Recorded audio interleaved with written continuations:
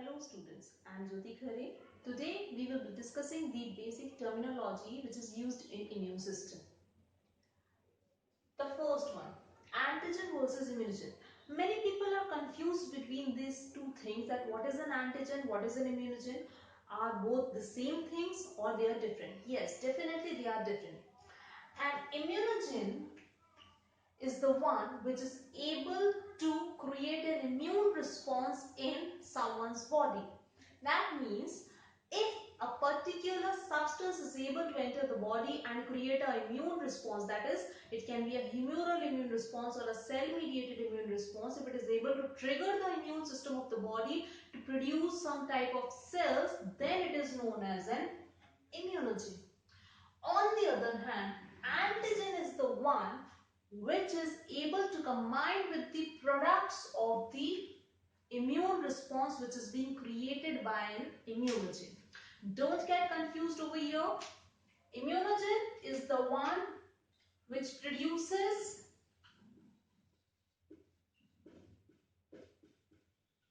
immune response.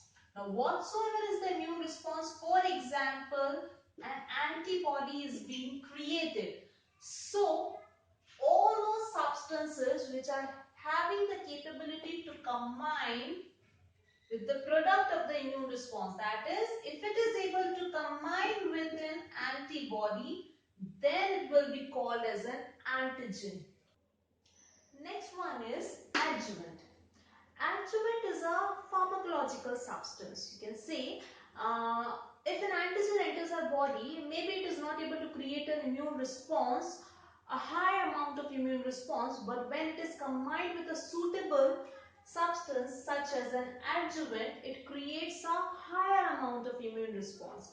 This you can understand easily with the help of the example of vaccination. In vaccination, the antigens are often added with adjuvants so that the antigen is not easily eliminated from the body and a higher immune response is being created in our body for the further arrival of the antigen, if it happens in the lifetime of that particular individual. So adjuvants are some immunological agents which creates a higher amount of immune response. They are non-specific. They don't create the immune response. Immune response is created against the antigen to which the adjuvant is being combined, but they enhances the immune response. Next one is epitopes. Epitopes are actually the regions on the antigen which the receptor cell recognizes. For example, this is an antigen, complete antigen. So antibodies are not created against this complete antigen. It is having some specific regions over it which are known as epitopes, which are being recognized by the cells of the immune system, and the antibodies are generated against these epitopes. So epitopes are the regions which are being recognized by the cells of the immune system that some foreign antigen has arrived in our body. Moving ahead to the next one. The next one is haptens. Haptens, you can say they are an incomplete antigen. They can combine with a specific antibody, but they are not immunogenic in itself. That means they are not having the capability to raise an immune response.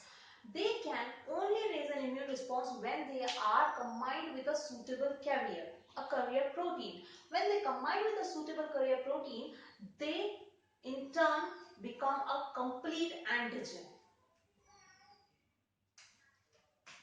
See, haptens are small molecules, incomplete. When combined with a carrier protein, gives rise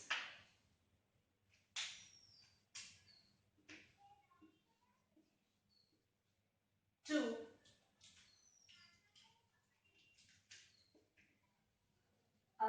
incomplete antigen. They are incomplete, and here it is a complete antigen which is having the capability of giving an immune response. Here I said incomplete protein. I can say that antigens are basically proteinaceous in nature only. Okay. Now the next word, allergen. Allergens are those antigens which are having the capability to create an excessive amount of immune response in some person's body. So allergens are definitely antigens, but they are capable of creating a higher amount of immune response. For example, a person enters in an environment of dust and he sneezes 100 times. So that particular dust particles were acting as an allergen for him and creating a higher amount of immune response in that person. Next are antigen presenting cells. Antigen presenting cells are those cells which are having the capability of finding and recognizing an antigen in our body, taking that antigen with itself and processing it, and then presenting that particular antigen to a suitable cell of the immune system for further process. For example, a bacteria enters our body, antigen presenting cells, example, B cells, all nucleated cells, dendritic cells. These are all antigen presenting cells. They will recognize that some antigen has entered in our body. They are going to take the antigen with themselves, process it. The process is known as antigen processing and presentation to a suitable cell of the immune system for further cell mediated or humoral immune response. Another word is primary immune response. When an antigen enters in our body for the first time, the immune response that is being shown by our body is the primary immune response.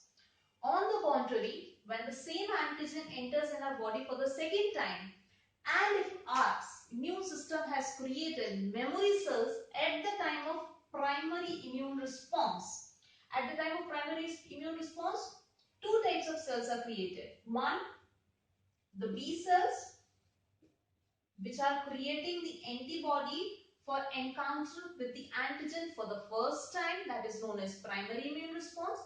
Also, it creates some memory cells. Memory cells are the one which are being stored in our body for a longer duration of time, so that when the same antigen enters in our body the second time, the memory cells recognizes them in a trigger of moment and the secondary immune response is being launched, which is much better as compared to the primary immune response. If you like this video, do give a thumbs up to this video and like and subscribe and share my channel. Also, do tell me the language in which I am speaking. Is it clear to you people, and do you want the videos to be spoken in Hindi language also, because I can explain the same topics in the Hindi language for the students who require it. Thank you.